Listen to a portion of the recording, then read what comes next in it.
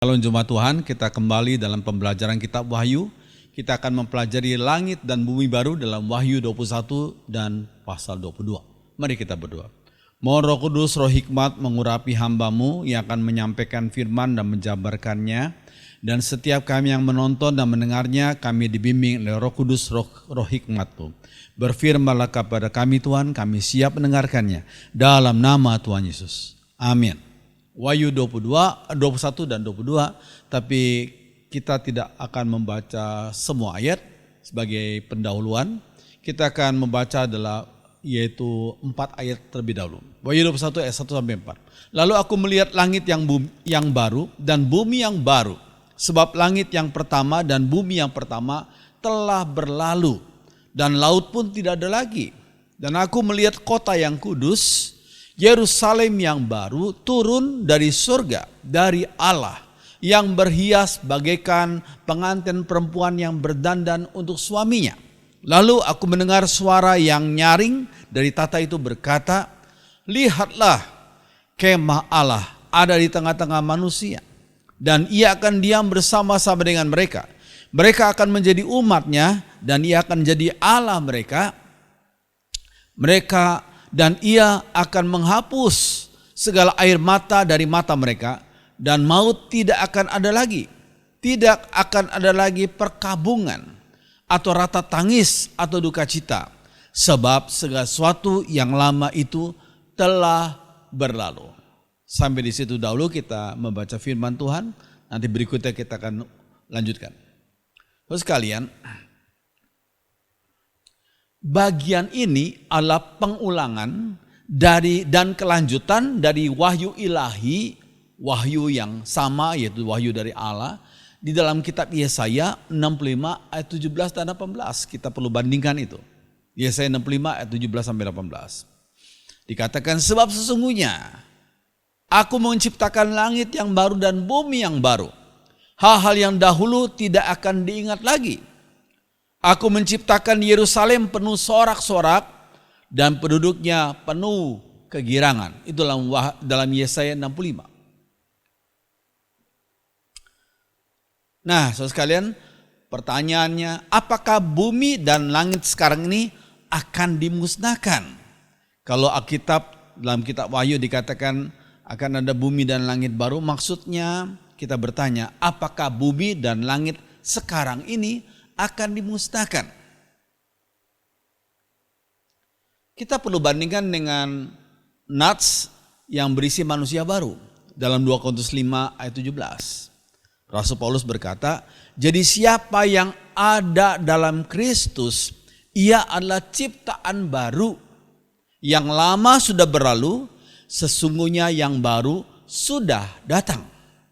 Ini berkaitan dengan orang yang terima Tuhan Yesus sebagai juru selamat, menjadi ciptaan baru.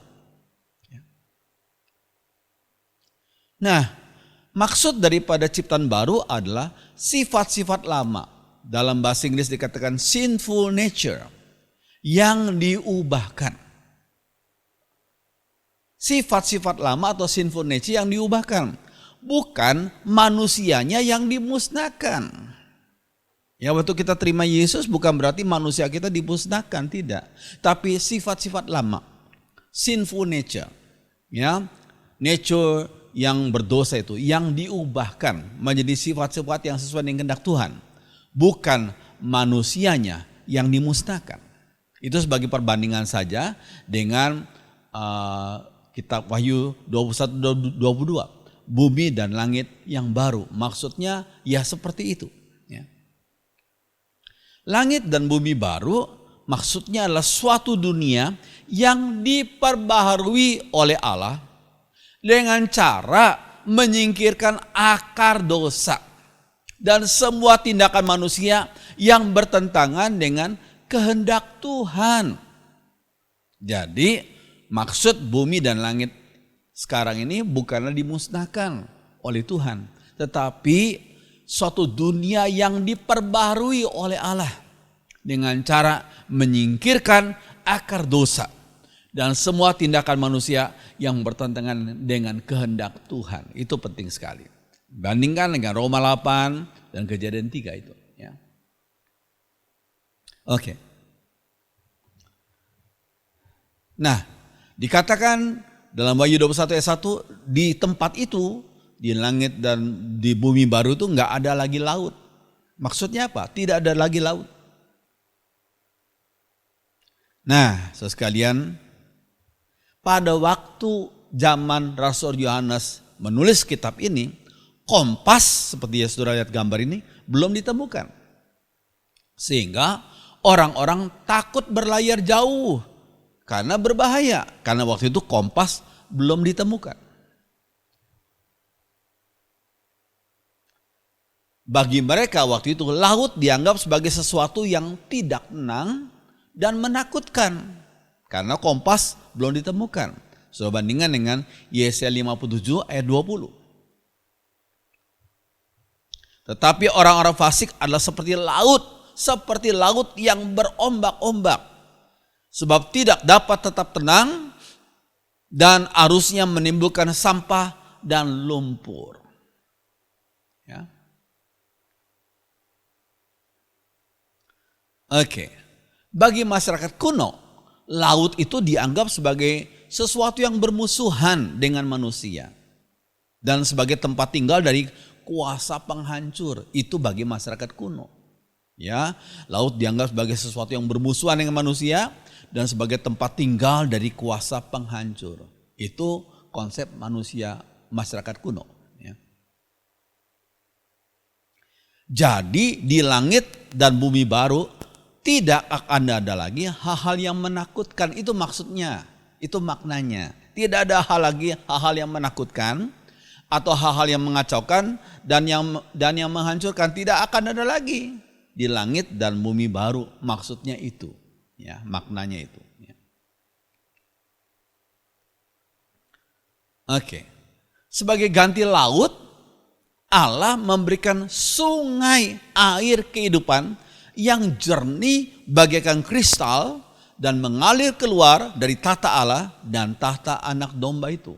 Wahyu 22 ayat 1. Jadi sebagai ganti laut Allah memberikan sungai air kehidupan. Ya.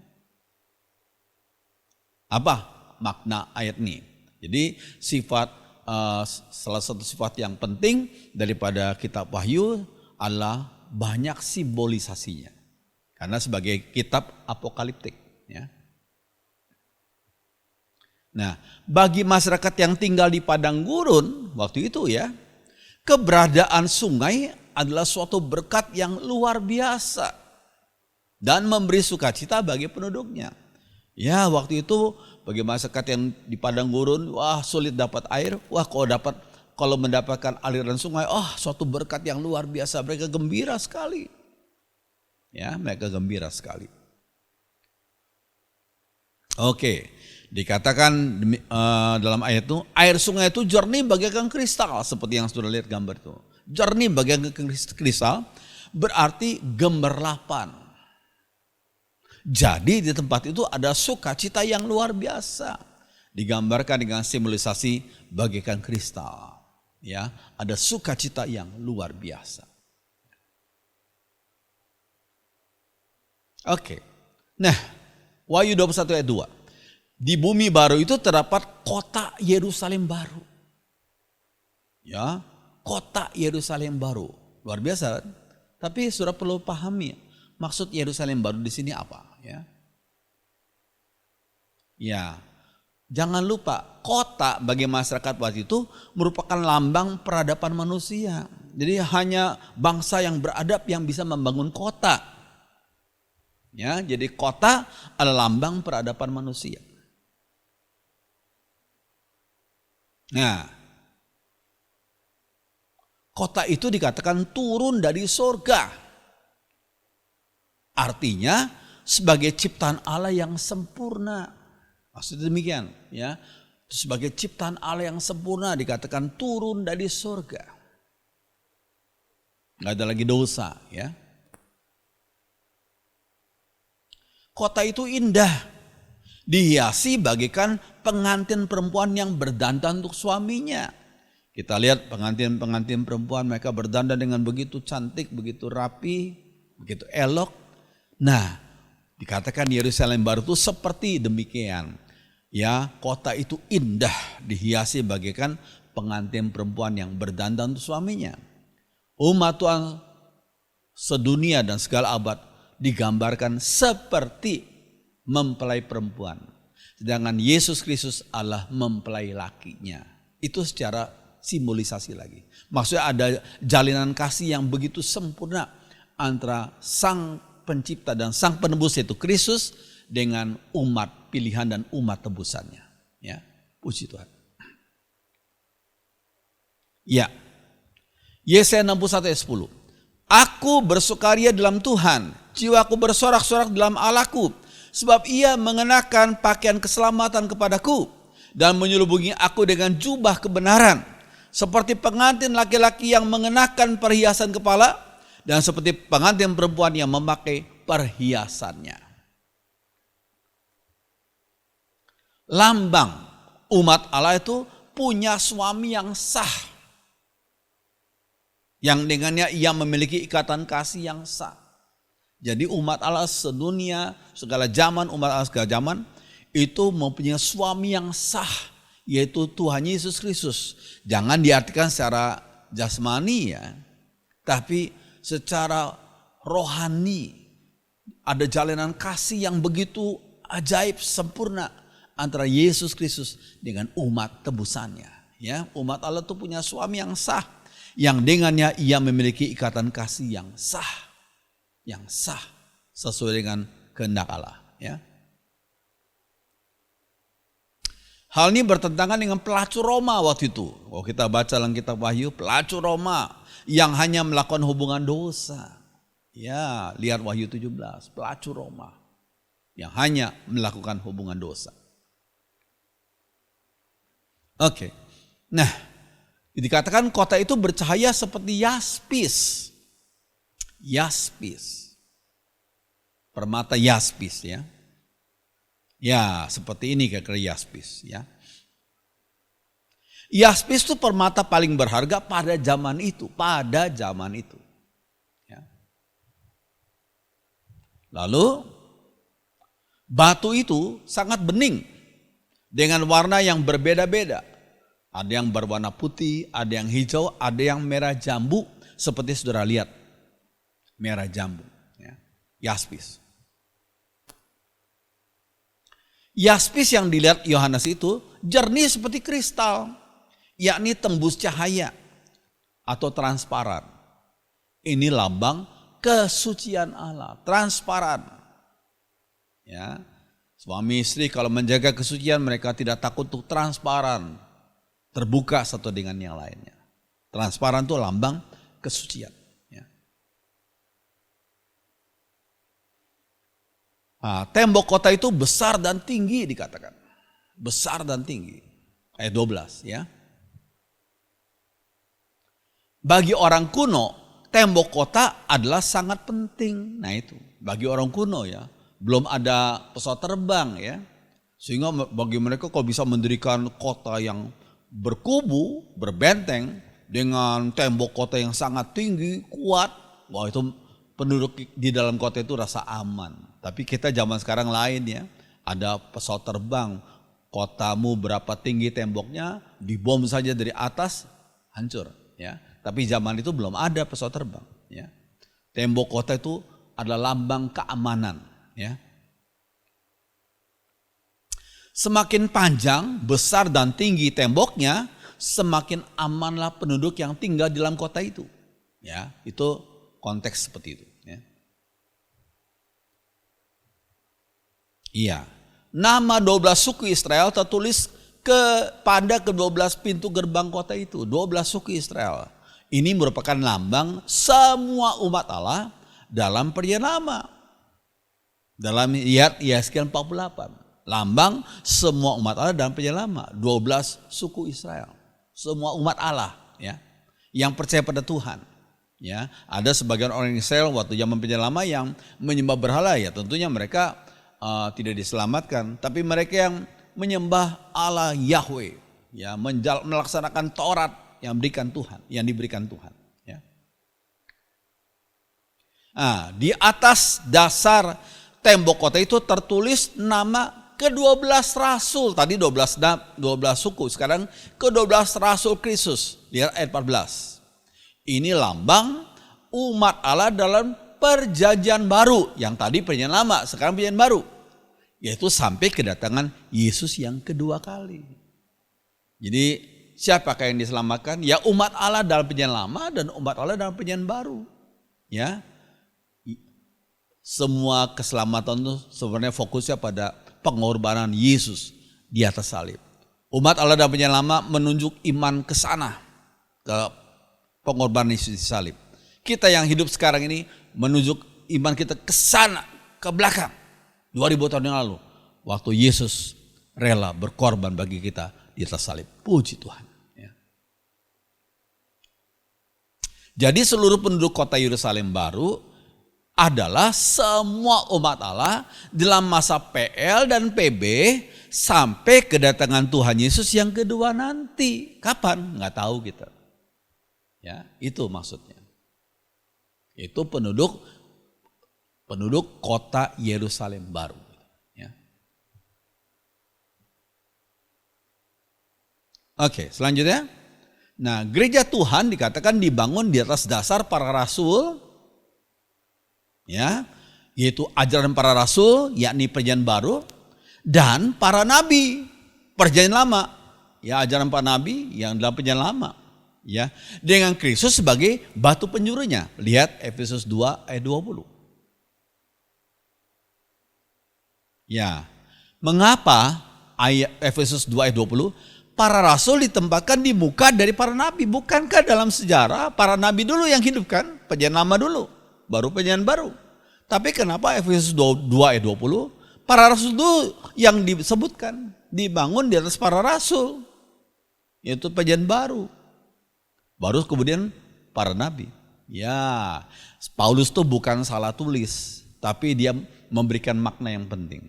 Para rasul ditempatkan di muka dari para nabi, maksudnya kita bisa memahami secara benar ajaran dan nubuat para nabi di dalam perjanjian lama dari sudut pandang, dari perspektif pengajaran para rasul, yaitu perjanjian baru. Ini penting. Saya ulangi ya, yang biru ini. Para nabi ditempatkan di muka dari para rasul ditempatkan di muka dari para nabi, maksudnya kita bisa memahami secara benar ajaran dan nubuat para nabi dalam perjanjian lama dari sudut pandang pengajaran para rasul dalam perjanjian baru. Puji Tuhan. Oke. Selanjutnya. Nah, dikatakan panjang kota itu luar biasa. Panjang kota itu adalah 2.400 kilometer. Kalau saya bandingkan dengan Pulau Jawa, itu sekitar 2,5 kali jarak dari ujung barat sampai ujung timur Pulau Jawa. Itu satu kota loh, kota Yerusalem baru. Panjangnya 2.400 km, yaitu 2,5 kali ujung barat sampai ujung timur Pulau Jawa. Satu kota Yerusalem baru. Ya. Lebarnya juga sama, 2.400 kilo lebarnya. Ya. Luar biasa tuh. Dan bukan hanya panjang dan lebarnya sama, tetapi dikatakan yang mengherankan tingginya juga sama. Tinggi kota itu 2.400 kilo. Lihat ayat 15 dan 16. Wahyu 21. Maksudnya apa sih ini? Ya. Kalau tinggi, panjang, panjang, lebar dan tingginya sama, itu adalah kubus maksudnya. Nah, ini ada makna simbolis yang penting. Iya. Nggak ada satu kota pun yang besarnya seperti itu. Mana ada sampai sekarang kota yang panjangnya 2.400, 2,5 kali Pulau Jawa, lebarnya sama, tingginya sama. Ya, apalagi kota-kota pada zaman kuno nggak sebesar kota-kota pada zaman sekarang ini. Nggak ada kota zaman kuno yang sebesar misalnya kota Semarang sekarang ini atau kota Jakarta, apalagi luar biasa. Nggak ada. Ini luar biasa. Kota Yerusalem baru itu panjang dan tingginya dan lebarnya 2.400 km. Apa makna simbolisnya ini? Ya, ini simbolnya. Luas kota itu sangat besar maksudnya. Luas kota itu sangat besar, pasti cukup untuk menampung semua umat Allah yang pernah hidup di dunia ini. Semua umat Allah dalam perjanjian lama, semua umat pilihan Allah dalam perjanjian baru sampai Yesus datang kedua kali cukup ditampung dalam kota Yerusalem baru itu. Itu makna simbolisasinya. Ya. Oke, kota itu berbentuk kubus. Yakni panjang, lebar dan tingginya sama, yakni 2.400 km. Ya, setelah lihat dalam terjemahan sehari-hari ya, itu muncul bilangan 2.400 km itu. Ya, bentuk seperti itu mustahil untuk sebuah kota, mustahil. Ya, jadi ini sifatnya simbolis.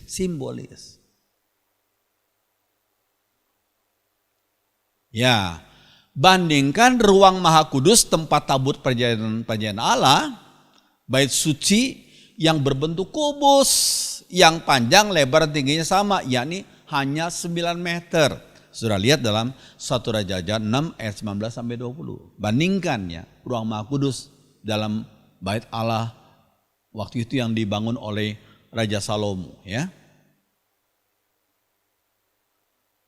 Jadi kota Yerusalem baru itu suci seperti ruang Maha Kudus di bait Allah. Suci, nggak ada dosa. Ini maksudnya demikian. Itu makna simbolisnya. Makna kubus itu makna simbolisnya itu suci seperti ruang Maha Suci, Maha Kudus di bait Allah dalam perjanjian lama. Ya. Oke, selanjutnya. Nah, tinggi tembok kota itu sekitar 60 meteran, bayangkan. 17 dalam terjemahan sehari-hari ya. 60 meteran, bayangkan. Tinggi kota itu 60 meteran. Jauh lebih tinggi dari tembok kota Babel waktu itu yang cuma 13,9 meter saja.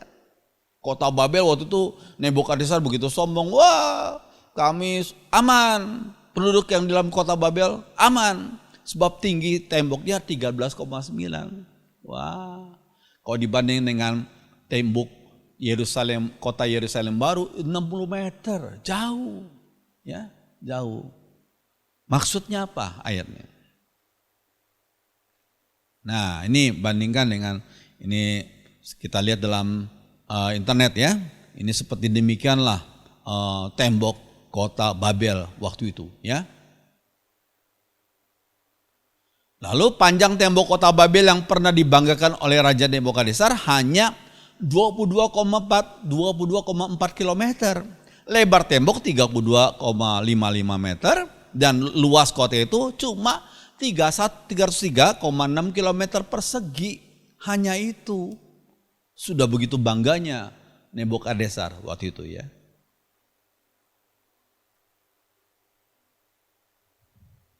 Ya, tembok kota itu dikatakan terbuat dari permata yaspis. Temboknya ya. Terbuat dari permata yaspis yang waktu itu sangat luar biasa dibanggakan ya.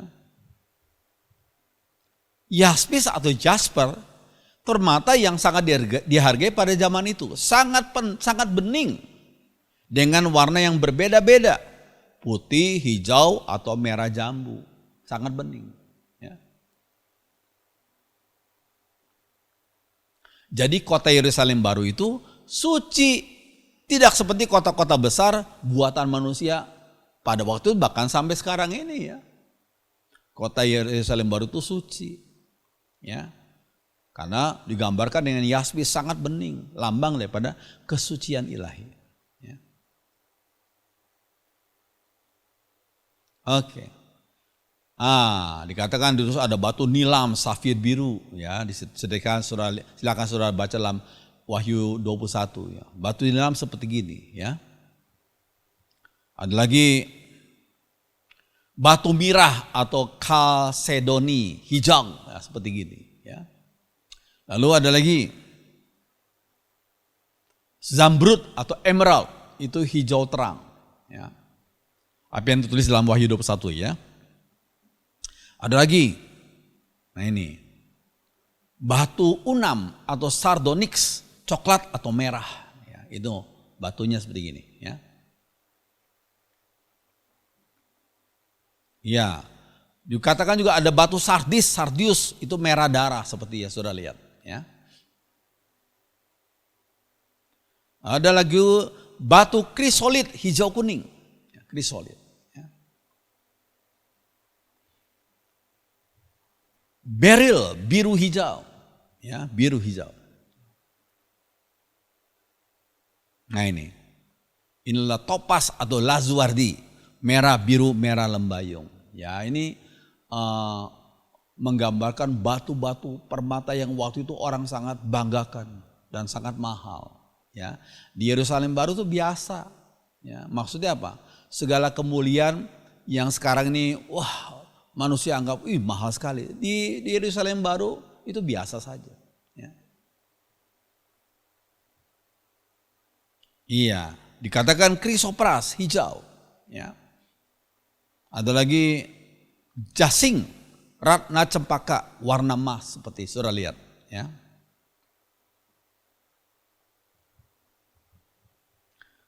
Ametis yaitu batu kecubung seperti yang Anda lihat. Ya. Oke, dikatakan kota itu terbuat dari emas tulen. Ayat 18 ya, emas tulen. Bait Allah yang dibangun Salomo dilapisi emas. Dilapisi emas. Ya. Lihat 1 Raja 6 itu ya. Kota Yerusalem baru itu bukan dilapisi dengan emas, tetapi terbuat, bukan sekedar dilapisi, tapi terbuat dari emas murni seluruhnya, terbuat.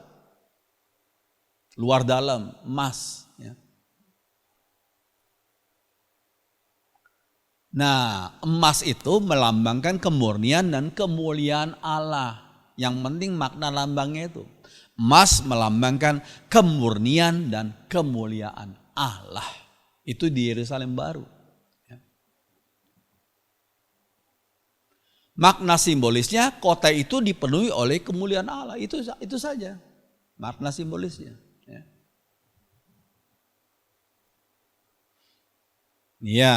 Dasar tembok kota itu dihiasi dengan 12 jenis permata. Lihat ayat 19, 12 jenis permata. Iya.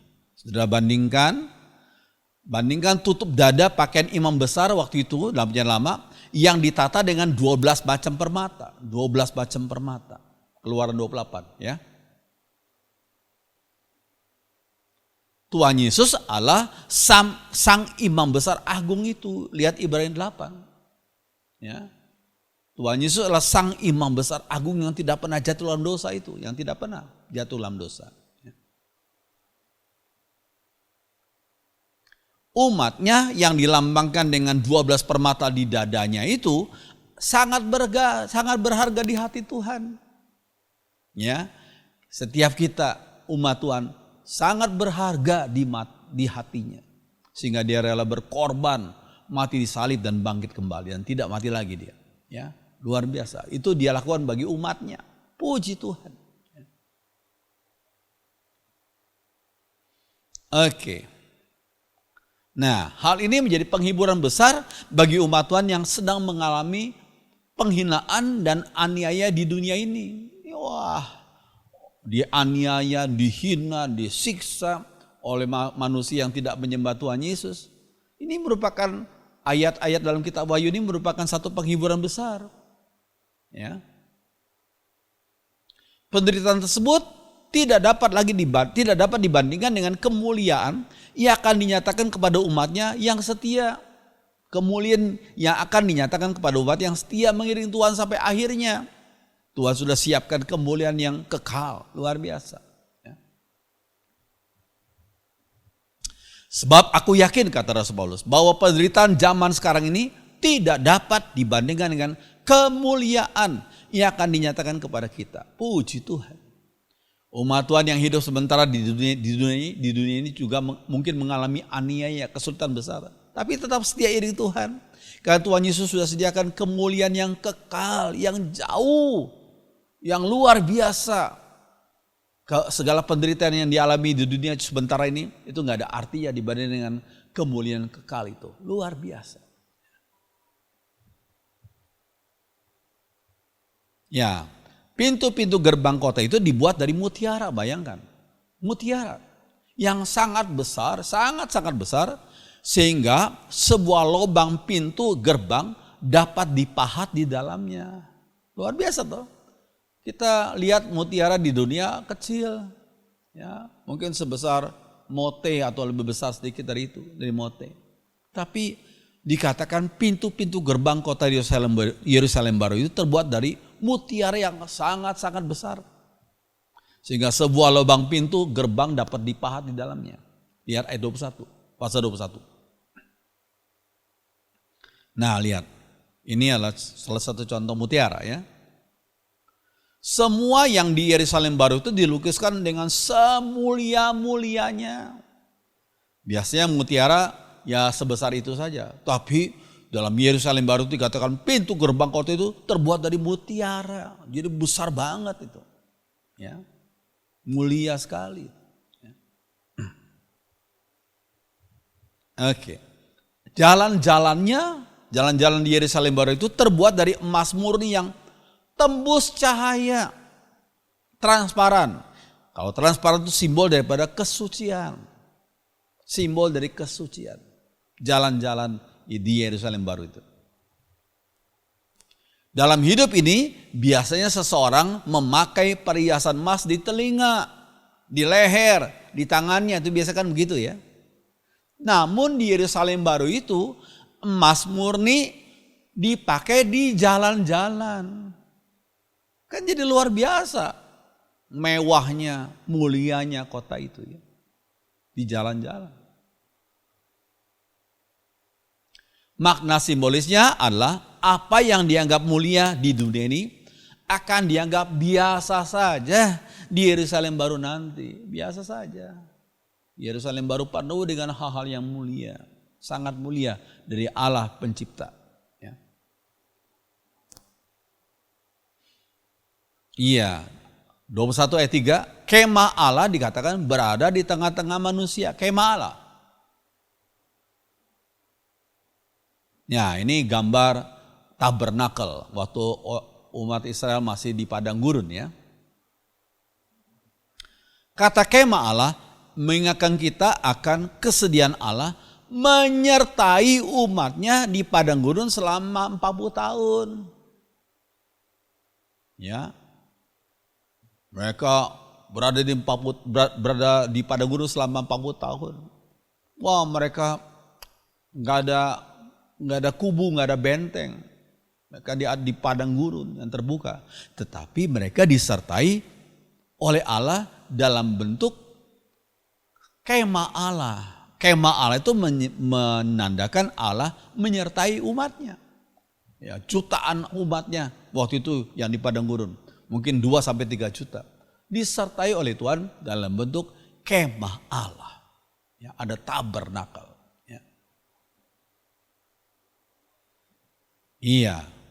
Pasal 21 ayat 22. Di Yerusalem baru itu tidak ada bait Allah. Dikatakan ini. Kata bait Allah di situ nggak ada naos. Naos itu artinya ruang suci dan maha suci di bait Allah itu naos. Nggak ada lagi bait Allah, naos di situ. Ruang suci dan maha suci bait Allah.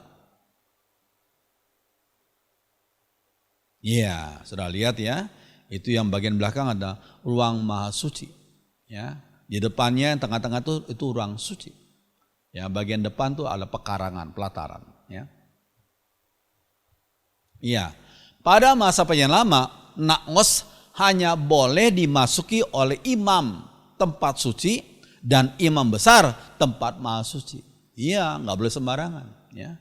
Di tempat itu Allah biasanya bertemu dengan umatnya yang diwakili oleh para imam. Jadi hanya imam yang bisa mewakili dan yang bisa masuk ke ruang maha suci hanya imam besar setahun sekali. Ya, itu dalam perjanjian lama. Ya. Di Yerusalem baru, hubungan Allah sangat dekat dengan umatnya, sehingga tidak perlu lagi tempat penghubung itu.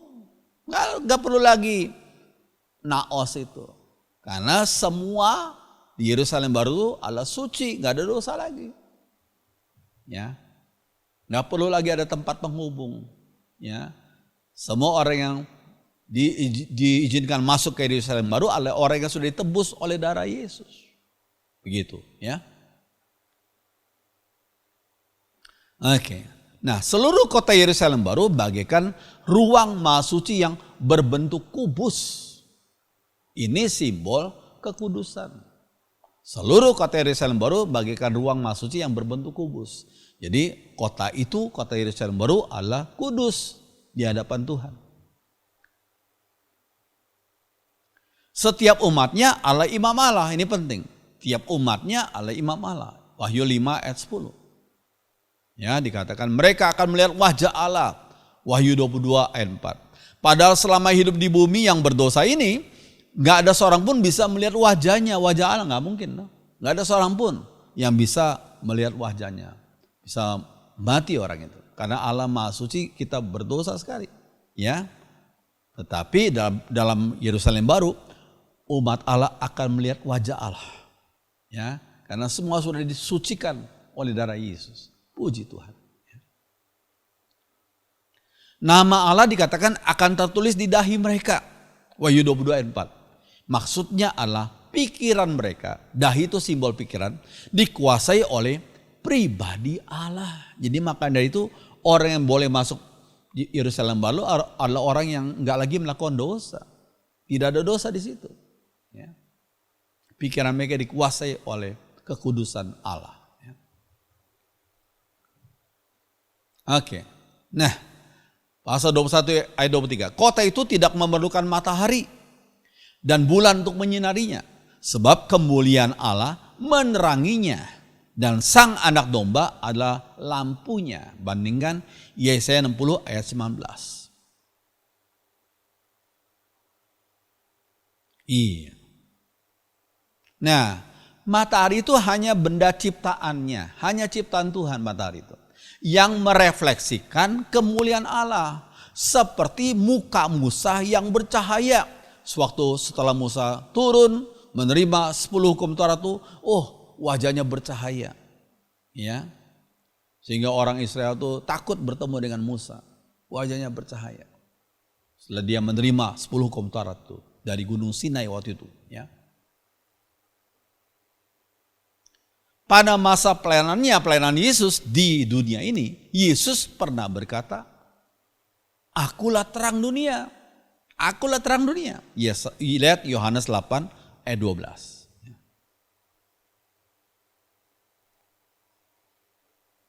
Nah, Wahyu 21-24, raja-raja di bumi membawa kekayaan mereka kepadanya. Maksudnya apa ini?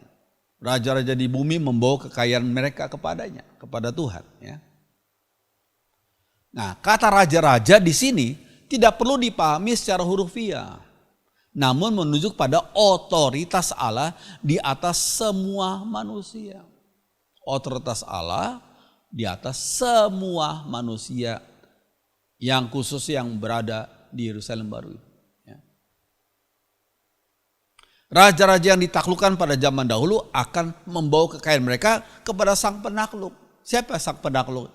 Itu, yaitu Allah dalam Yesus Kristus. Dan manusia yang percaya pada Dia, hatinya ditaklukkan oleh Tuhan untuk menyembah dan memuji Dia saja. Ya. Allah adalah Raja segala raja, King of Kings, Lord of Lords, Tuhan di atas segala Tuhan. Semua manusia yang di Yerusalem baru itu takluk kepadanya. Maka disimbolkan dengan perkataan raja-raja di bumi membawa kekayaan mereka kepadanya. Maksudnya takluk kepada Tuhan segala Tuhan itu, raja segala raja itu, ya. Wahyu 19 ayat 16, ya. Iya. Pasal 21-26, kekayaan dan hormat bangsa-bangsa akan dibawa kepada Tuhan. Di Yerusalem baru tidak akan ada lagi kerajaan-kerajaan manusia, nggak ada lagi kerajaan-kerajaan manusia, tetapi hanya satu kerajaan. Apa itu? Yaitu kerajaan Allah. Itu saja, hanya satu kerajaan, yaitu kerajaan Allah, the kingdom of God.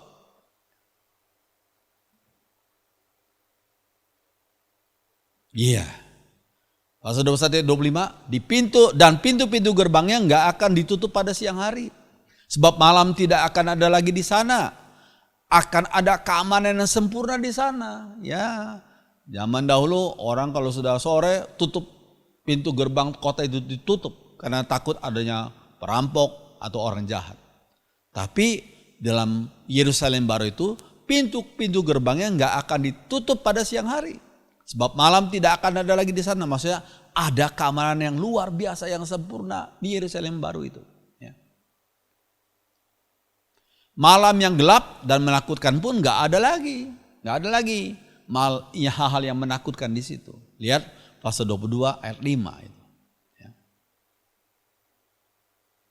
Karena nggak ada sinar matahari dan bulan, maka nggak akan ada lagi perhitungan hari, iya kan? Kita tahu ini malam atau siang kan tergantung sinar matahari tuh dan sinar bulan. Tapi di Yerusalem baru nggak ada lagi sinar matahari dan bulan, maka nggak ada lagi perhitungan hari atau waktu seperti sekarang ini. Karena apa? Karena di Yerusalem baru yang ada adalah masa kekekalan itu, eternity itu. Iya. Pasal 21 ayat 4. Di bumi yang baru tidak akan ada lagi perkabungan. Nggak ada perkabungan lagi. Dan nggak ada duka cita dan ratap tangis. Keadaan ini sangat kontras dengan di neraka. Ya, di neraka digambarkan sebagai tempat yang gelap, penuh dengan ratap dan kertak gigi. Lihat Matius 22 ayat 13. Ya, dan 25 ayat 30. Tapi di Yerusalem baru tidak ada lagi perkabungan. Nggak ada duka cita dan nggak ada ratap tangis. Ya, di tempat itu nggak akan ada lagi kelaparan dan penyakit, nggak ada. Hal tersebut digambarkan dengan kalimat pasal 22 ayat 2. Di seberang menyeberang sungai itu ada pohon kehidupan yang berbuah 12 kali tiap-tiap bulan sekali. Dan daun pohon-pohon itu dipakai untuk menyembuhkan bangsa-bangsa. Kita lihat kalau kita punya pohon mangga, pohon jambu, itu ada musimnya kan. Ya, mungkin ada yang bisa setahun 3 kali berbuah. Tapi tidak ada yang dikatakan tiap-tiap bulan sekali. Maksudnya apa? Itu adalah tempat yang penuh dengan kelimpahan. Ya. Di seberang menyeberang sungai itu ada pohon-pohon kehidupan yang berbuah 12 kali. Tiap-tiap bulan sekali. Bahkan bukan hanya itu. Daun pohon-pohon itu dipakai untuk menyembuhkan bangsa-bangsa.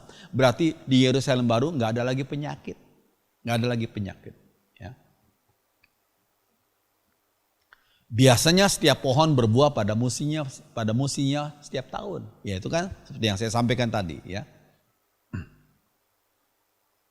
Namun di bumi yang baru itu setiap bulan adalah musim berbuah. Jadi ada kelimpahan di sana. Yesus pernah berkata, dia datang untuk memberikan hidup yang berkelimpahan. Puji Tuhan. Ada sukacita, ada kelimpahan. Ya, abundant life. Ya. Oke. Tempat yang indah itu adalah untuk mereka yang menang.